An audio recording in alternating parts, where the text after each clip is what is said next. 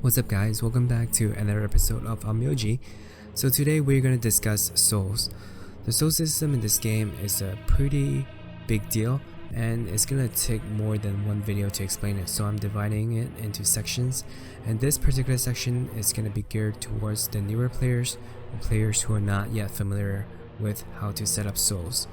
For the veterans or for those of you who came from another mobile game, you probably are already quite familiar with this system, so this will just be a refresher for you.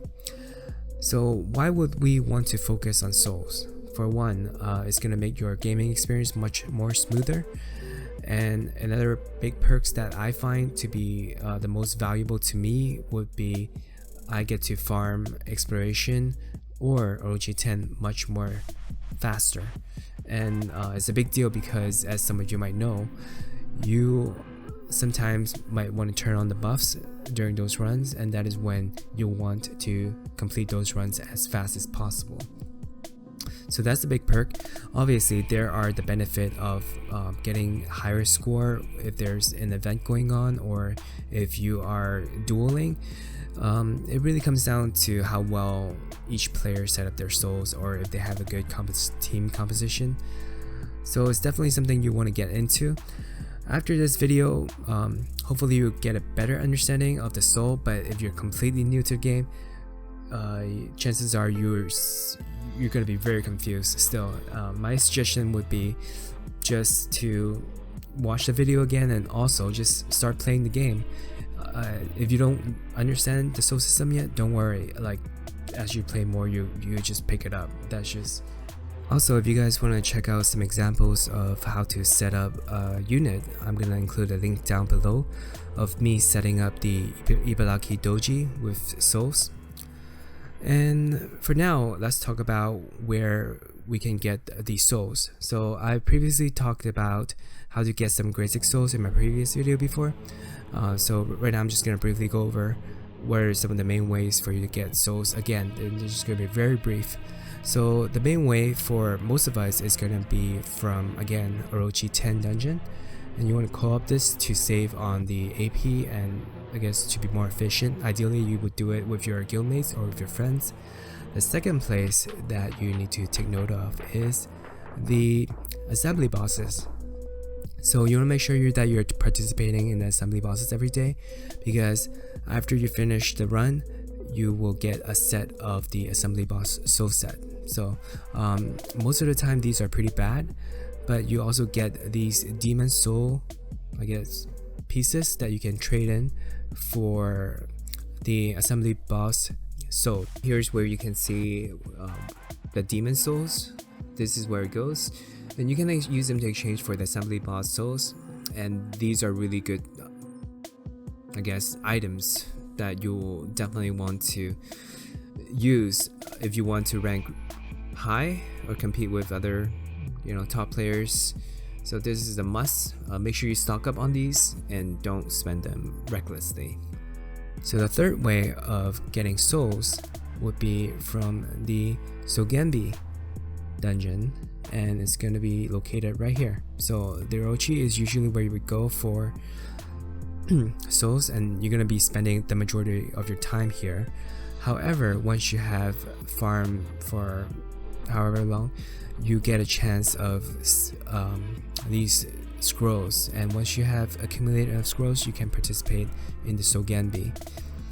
So there are 3 stages. The foolery will get the best reward, and you'll get the foolery scrolls upon clearing the higher or stages of the Orochi dungeon. So I guess the 9 or 10 floor with the highest drop rate, and you really want to farm Orochi 10 as often as you can, because these foolery dungeons will give you a lot of souls, and they'll also give you exclusive souls such as the Tree Nymph, Soul Edge, and the Sinencio, and these are really good souls. So those are the 3 main ways to gain souls, and there are definitely other ways for you to get souls, but those are the main ones, so I'm only going to go over those ones. For the newer players, you might not be able to, I guess, clear Orochi 10 efficiently yet, or maybe you can't even beat that stage yet, in that case you can always farm the souls that you feel like best fit your team through exploration. And if you can, always go for the hard mode, because you'll get I guess the maximum of grade 4 souls here, and grade 4 souls are better than grade 1 and grade 2, obviously. I wouldn't really recommend this place to be your main place to farm for souls. This is only recommended if you're just starting out, or if you're working I guess towards a team that can allow you to farm Orochi 10. But those 4 ways are the main ways to farm for souls. Now that we discussed some of the ways you can get the souls, the next question is, when should you start farming? Well, it really depends on how comfortable you are with pushing yourself. Personally, once I started the game, I tried to unlock Orochi 10 as soon as I can, and then start farming from there. And that took almost 2 months. And it's gonna be easier for most of you now that there are more players out there and everyone is stronger, and you get to borrow your friend's unit if you're having trouble. So that would be one way. Or you can just take your time and then max the set that you have. If you have a grade 4 set, that's fine, max it and then move on to the next level, and you can just take your time to go from there. So it really depends on how comfortable you are with grinding. Alright, so I want to talk about how to upgrade your souls to make them better. The way we do that is by selecting the souls that you want to upgrade and then press on feed. It's going to take you to this screen. Make sure you don't select the all tab, because it's going to show all the souls that you own, and you might accidentally press on the soul or feed the soul that you want to keep away. So just be mindful of that. And these are all the souls that I have marked as, I guess, not worthy of keeping. So I'm going to use these as followers. So the main point that you want to learn here is every 3 level you're going to get an upgrade to your substats. And you want to hope for the substat upgrade to go to the substat that you like. So I guess amongst these, I prefer HP bonus, but there's really no control over where the upgrade would go to. And also there's a chance for you to get a new additional substat if you don't have 4 substat total. So unless you have all 4 substat filled up here, when you upgrade, there's a chance that you might get a new additional substat. And so these are substat, and this is the main stat, and this is just consistent. For every level that you upgrade, this will always go up, so there's not much surprise there. So for now, I'm just gonna upgrade to level 3, see what's gonna happen. Right, for those of you who might not know yet, you can press and hold on one particular soul, and it's gonna select all the other souls of the same grade and the same type. So this will be a much faster way of selecting souls, in case you haven't noticed. I'm pretty sure some of you don't know yet. So definitely try it out. It's gonna save you much more time. So let's press feed. Alright, so the upgrade went to defense bonus, which is not the best, but doesn't really matter. I'm just showing you guys this as an example. So let's upgrade it again to level 6.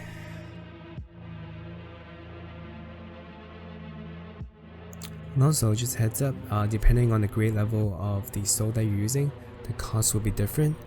Ultimately, it doesn't really matter, because the ratio of the experience it provides and the coins it costs is the same ratio across all grade soul set. Yeah, so it doesn't matter. Level 6. Okay, so now this upgrade went to effect hit. Okay, let's do it one more time. This time we're gonna upgrade to level 9. There you go, level 9. And it doesn't really matter when you'll get the new additional substat. By level 15, all your souls will have 4 substats. Okay, so we just gained a new additional substat and it's going to be HP. So just a heads up, none of this is desirable. This is a bad soul, at least for me. But there you have it. Now that we have had all the souls, all the substats for the soul, we will not get any more surprises. So all the upgrades will go into any of these 1 substats. So I guess I'm just gonna upgrade it all the way to level 15, see how it turns out.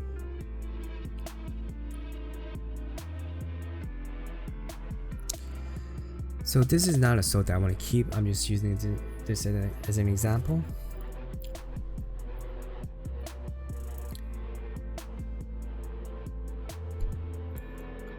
There you go. So this is a good example of how your substat might go into different places. So at level 12, one of the upgrades went to effect hit. At level 15, one of the upgrade went to HP bonus, or vice versa. So there you have it. And if you can sort of visualize how having more substats on your soul is going to be beneficial for you, then in a way, then you learn something. Because the more substats you have down there, the more likely you can predict where the upgrade is going to go to. So with that in mind, not all souls are created equal. Some souls are just naturally better than the other ones the moment you got them. And how do you tell? Well, let's compare these 2 souls that I have. So both of these souls had 3 substats, and this particular soul has all the substats that you want to see in a DPS unit. So all these substats would make your unit hit harder, because you got critical rate, you got critical damage, you get attack bonus. And this is what I would consider good substats that you can find on the Shadow Soul. Whereas this one, you got substats that goes to effect resist, which might be useful when you're dueling or if you're doing PvP. Not so much when you're doing PvE contents. And defense bonus, which is pretty useless, and defense, this is just terrible. Okay, so you compare the 2. This one obviously is better than this one, because if you can imagine upgrading this soul, more than likely at least one of the upgrade would go to attack bonus, critical rate, critical damage. And even if you have a new substat that gives you HP or defense, you still have like 3 out of 4 chance of getting a good substat upgrade. Versus this one, if you upgrade it all the way to level 15, most of the upgrades would probably go to effect resist, defense bonus, or defense. Even if you get a critical rate new substat, this would not be a good soul, because the chance of getting a random upgrade on any of the defensive substats is much higher than getting an offensive substat, say attack bonus or critical rate, which is why this one is better than this one for a Shadow Soul. So right now we're looking at Shadow Soul, that's why I'm focusing on attack bonuses, attack substats like critical rate, critical damage. But if we're looking at a different soul, say Shozu, then this one might be better, because you're more likely to use Shozu in PvP, which means you are more likely to need effect resist. So another note that you want to take note of is to realize that grade 6 souls are simply better than any other souls in this game. And to give you guys an example, at level 15, grade 6 soul will give you 2052 HP for the slot 5 as a main stat. The grade 5 soul will only give you 1654. So that's actually a pretty big difference right there, especially when you account for all 6 slots. It really adds up. And also, when you upgrade the substats for the grade 6 souls, they will have a bigger increase compared to the grade 5 souls. So if I upgrade the substat for the critical rate here, you probably get 2%, but for grade 6 souls you get 3%. So it really adds up in the long run, especially when you have all 6 souls being accounted for. If you can't get your hands on the grade 6 souls yet, which is fine, you really want to be focusing on the grade 3 at the very least. Grade 1 and grade 2, they are just foders, they're not worth your time. For the grade 3 through grade 5 souls, they belong to the same category in terms of potential. Every time they increase their substats, it's the same. So a grade 3 soul is, in my eyes, has the same weight as the grade 5 soul, except for the main stats, because like I said, the substat will increase by the same intervals. So if you still don't understand it, don't worry about it, but just remember you want to be aiming for the grade 6 souls.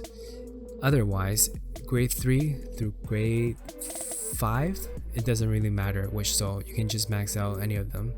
Ideally, I guess you can always go for the grade 5 because it seems like it's the highest, but it really doesn't make much of a difference compared to grade 3 or grade 4.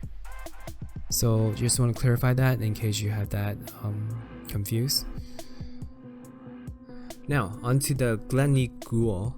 This is a feature that was released not so long ago, and it is really helpful, at least in my opinion. So what it does is you can set its eating habits, and then it's gonna consume souls that you have collected, and then it will automatically convert it into experience.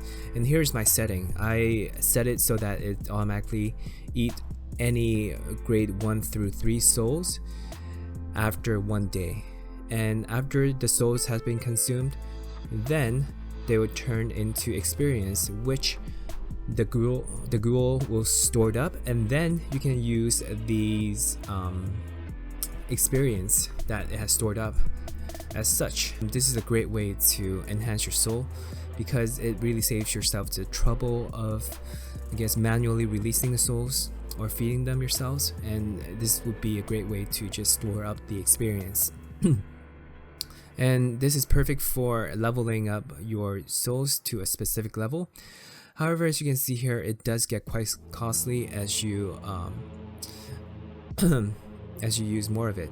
And you do want to note that the cost of the coin that you need to spend on upgrading souls is the same regardless of whether if you're doing it manually or if you are using the gluttony ghoul. But it's definitely more efficient to do it with the gluttony ghoul, because you can just straight up select the level you want to enhance your soul up to. So that's all I want to talk about today.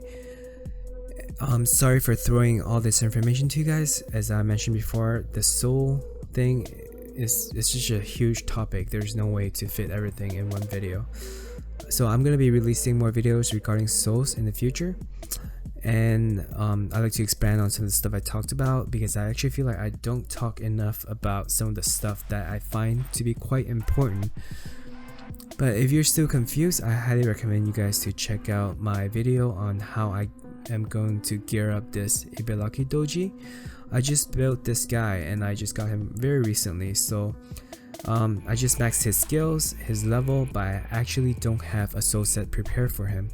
So I'm a little bit excited about that. I'm also a little bit dreading, because I know that knowing RNG and my luck is gonna be a very painful and costly process for me to find the right soul set for him.